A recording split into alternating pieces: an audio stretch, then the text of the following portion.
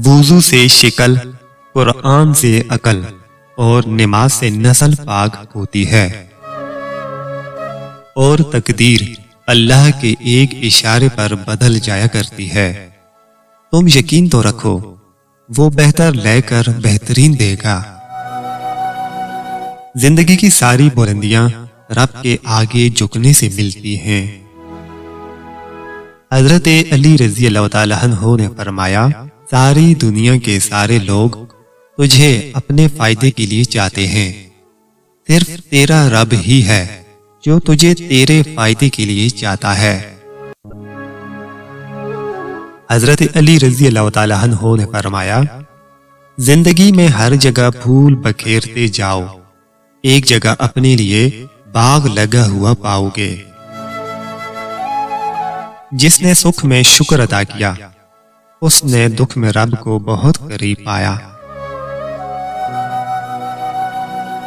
مایوس وہ ہوتا ہے جو اللہ پہ یقین نہیں رکھتا، اور محروم وہ ہوتا ہے جو اللہ کی نعمتوں کا شکر ادا نہیں کرتا۔ دعاؤں کا رنگ نہیں ہوتا، مگر جب یہ رنگ لاتی ہیں تو زندگی میں رنگ بھر جاتے ہیں۔ دعائیں دینے والے سے بڑھ کر دنیا میں کوئی سخی نہیں، اور دعائیں سمیٹنے والے سے بڑھ کر دنیا میں کوئی دولت مند نہیں۔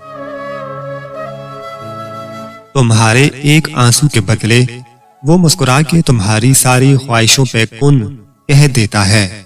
ایسی محبت تم سے صرف تمہارا اللہ ہی کر سکتا ہے۔ لوگ جتنا بھی دل دکھائیں، یہ یاد رکھا کریں گے، جب اللہ کے بندے ہمیں توڑتے ہیں تو ان کا توڑنا ہمیں اللہ سے جوڑتا ہے۔ اللہ تعالیٰ کی رحمت کی پہلی نشانی یہ ہے کہ انسان کو اپنے عیب نظر آنے شروع ہو جاتے ہیں۔ اللہ تعالیٰ فرماتا ہے، میرا ہو کر تو دیکھ، ہر کسی کو تیرا نہ بنا دوں تو کہنا۔ امام شافعی رحمت اللہ علیہ کہتے ہیں، اللہ تعالیٰ کے راستے پہ خوش قسمتی سے چل پڑے ہو تو تیز بھاگو۔ تیز بھاگنا اگر کسی وجہ سے مشکل ہے تو آہستہ بھاگ لو۔ تھک گئے ہو تو چل لو، یہ بھی نہیں کر سکتے تو گھسٹ لو، مگر واپسی کا کبھی نہ سوچنا۔ اگر اللہ آپ سے انتظار کروا رہا ہے تو اس سے زیادہ حاصل کرنے کے لیے تیار ہو جائیں جتنا آپ نے مانگا تھا۔ رب سے جب بھی مانگو رب کو ہی مانگو، جب رب تمہارا ہوگا تو سب تمہارا ہوگا۔ ہر عبادت کا پتہ نہیں ہوتا کہ وہ قبول ہے یا نہیں، مگر درود شریف ایسی عبادت ہے جو ادا ہوتے ہی قبول ہو جاتی ہے۔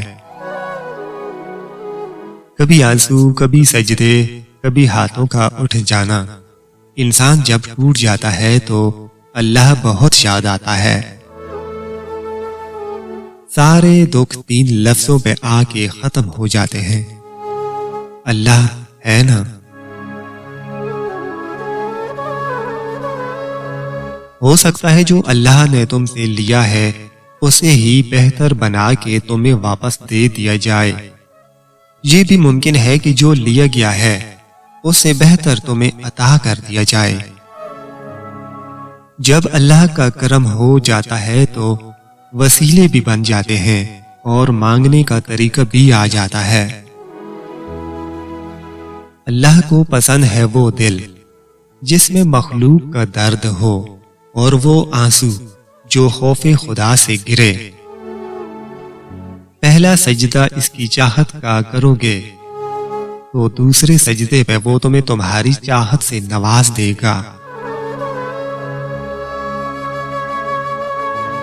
جب دل ٹوٹ جائے تو اللہ کے آگے جھک جاؤ، کیونکہ اس سے بہتر کوئی نہیں جان سکتا کہ اس رنگ کے داغے سے کہاں پیون لگانا ہے۔ کسی کی تہجد بھی کام نہیں آتی اور کسی کی قضا بھی قبول ہو جاتی ہے، بات ساری نیت کی ہوتی ہے۔